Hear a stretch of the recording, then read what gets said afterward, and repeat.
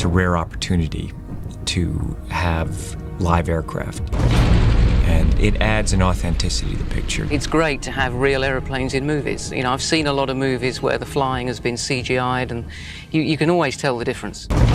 We were asked to try and get as original as we possibly could because they're looking for authenticity on the film.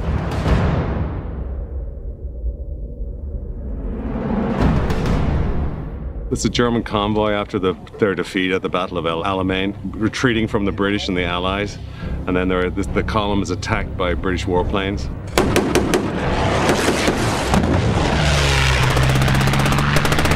There were some issues about what aircraft to use, and during this campaign, the RAF did use a number of aircraft, Spitfires. We opted for Curtiss P-40s. Big gun!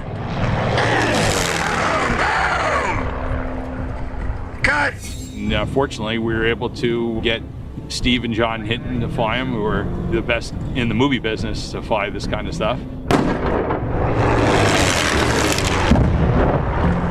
The P-40 is running about 1,200 horsepower, runs a Allison V12, and they are running about 180 knots, about 200 miles an hour, and some of the passes were pretty much pedal to the metal, 20, 25 feet up. Certainly lower than most people are used to having aircraft pass over their heads.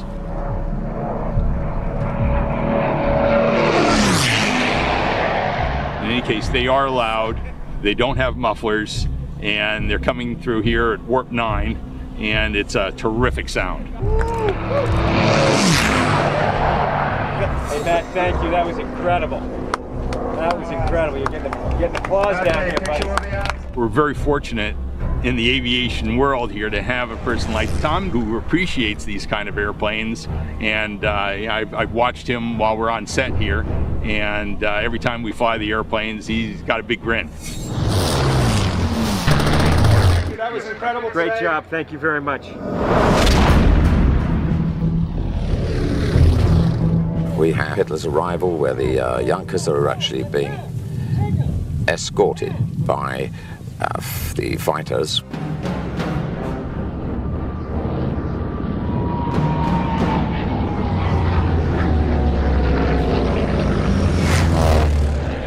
We also have another scene where the airplane arrives with our hero.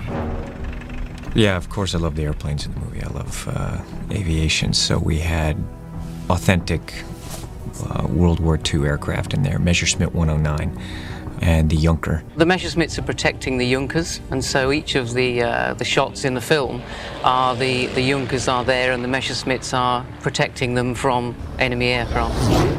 This is the first time ever on screen that I think we are seeing a genuine Messerschmitt 109 fighter with the correct engine in it. So it's quite a coup, really.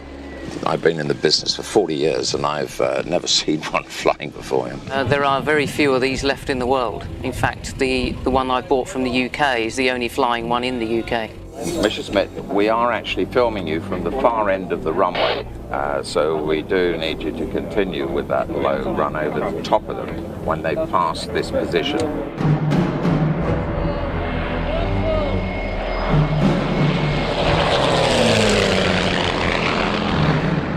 People look at the aeroplanes when they're flying, obviously. Of course, we are carrying swastikas for the filming. They are illegal in Germany, normally. Germany is one of the few countries that actually has a ban on flying aircraft with swastikas. In England, you can have swastikas for historical purposes and for accuracy. In Germany, they have a rule that I think if you run around with a swastika, you get 10 years in jail or something. But we're very conscious of the, of the nationals here, and so we blank them out as soon as we leave the set.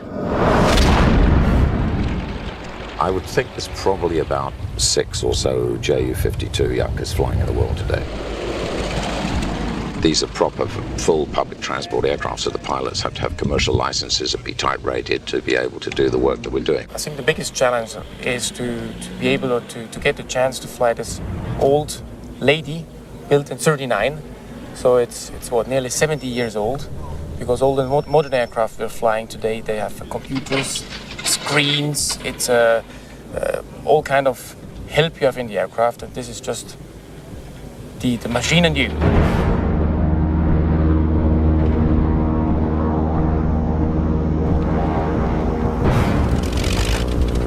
be able to shoot in those airplanes, particularly the big Junker. That's what, we shot live in there. Actually, Brian was there with me, and we couldn't have a lot of crew on there, so that's where Brian was actually directing me and doing the hair and makeup at the same time, because we couldn't have them on board when we were doing it. I got a quick lesson on how to do makeup. So in between shots of Tom in the airplane, I would proceed to dab his face with the makeup applicator. So I kept swatting him in the face, and I would not ever become a professional makeup person. I'll stay on 3.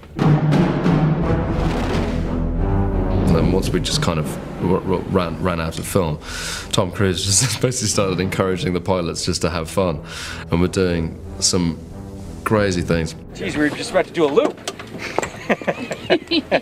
Tom, because he's a pilot, took control of the aircraft and actually took this 70-year-old World War II plane into a full wing over about 200 feet above the forest. Flying the Junker was a lot of fun. They had great pilots on board, and I got to get behind that and fly it around. Very easy. It's like a big boat, that airplane. Tom landed the plane. Tom landed the plane. And we came into land so many times, and we would just immediately take off again. Eventually I was going, no, don't take off! Jamie Parker was his first day shooting on the movie, and he's like, the plane's up on its side, we're looking down at the tops of trees, and I think Jamie's wondering, is every day gonna be like this? I think CGI works very well if you're doing background aircraft in movies. However, if you're going close in on them, I think it's very, very obvious that it is CGI, and it hasn't quite replaced me yet. So we're still on camera with the real airplanes, and I think that's the way to be.